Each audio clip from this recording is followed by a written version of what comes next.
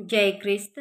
ಅರಣ್ಯಕಾಂಡ 25ನೇ ಸಂಧಿ 1-18 ಮಿದ್ಯಾನ್ ಸ್ತ್ರೀಯರು ಇಸ್ರಾಯೇಲ್ಯರನ್ನು ಮರುಳುಗೊಳಿಸಿ ದ್ರೋಹಿಗಳನ್ನಾಗಿ ಮಾಡಿತು. ಇಸ್ರಾಯೇಲ್ಯರು ಶಿಟ್ಟೀಮಿನಲ್ಲಿ ವಾಸವಾಗಿದ್ದಾಗ ಅವರು ಮೋವಾಬ್ ಸ್ತ್ರೀಯರೊಡನೆ ಸಹವಾಸ ಮಾಡುವವರಾದರು.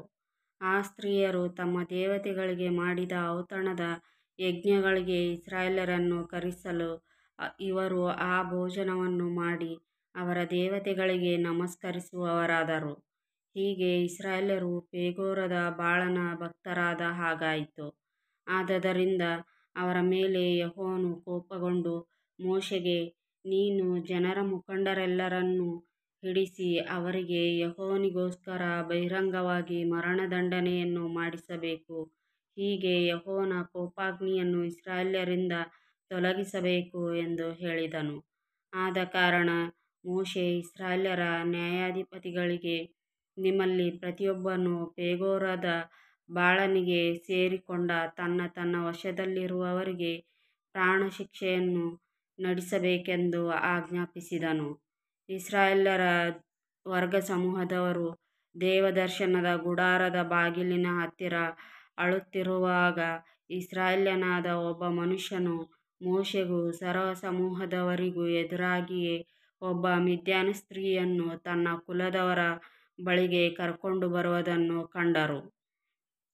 ಕೂಡಲೇ ಮಹಾಯಾಜಕ ಆರೋನನ ಮೊಮ್ಮಗನೂ ಎಲ್ಲಾಜಾರನ ಮಗನೂ ಆದ ಫೀನೆಹಾಸನು ಸಭೆಯ ನಡುವೆಯಿಂದೆದ್ದು ಈಟಿಯನ್ನು ಕೈಯಲ್ಲಿ ಹಿಡಿದು ಆ ಇಸ್ರಾಯೇಲ್ಯನ ಹಿಂದೆ ಹೋಗಿ ಅವನು ಮಲಗುವ ಕೋಣೆಯನ್ನು ಹೊಕ್ಕು ಅವರಿಬ್ಬರನ್ನೂ, ಅಂದರೆ ಆ ಇಸ್ರಾಯೇಲ್ಯನನ್ನೂ ಆ ಸ್ತ್ರೀಯನ್ನೂ ಒಂದೇ ಏಟಿನಿಂದ ಹೊಟ್ಟೆಯಲ್ಲಿ ತಿವಿದು ಕೊಂದನು. ಆಗ ಇಸ್ರಾಯೇಲ್ಯರಿಗುಂಟಾಗಿದ್ದ ವ್ಯಾಧಿ ನಿಂತು ಹೋಯಿತು. ಆ ವ್ಯಾಧಿಯಿಂದ 24,000 ಮಂದಿ ಸತ್ತರು. ಆಗ ಯೆಹೋವನು ಮೋಶೆಗೆ, ನಾನೇ ನನ್ನ ಗೌರವವನ್ನು ಕಾಪಾಡಿಕೊಳ್ಳುವ ಮೇರೆಗೆ ಮಹಾಯಾಜಕ ಆರೋನನ ಮೊಮ್ಮಗನೂ ಎಲ್ಲಾಜಾರನ ಮಗನೂ ಆಗಿರುವ ಫೀನೆಹಾಸನು ನನ್ನ ಗೌರವವನ್ನು ಕಾಪಾಡಿದ್ದರಿಂದ ಇಸ್ರಾಯೇಲ್ಯರ ಮೇಲಿದ್ದ ನನ್ನ ಕೋಪವನ್ನು ತೊಲಗಿಸಿದ್ದಾನೆ. ಹೀಗಿರುವುದರಿಂದ ನಾನು ನನ್ನ ಗೌರವವನ್ನು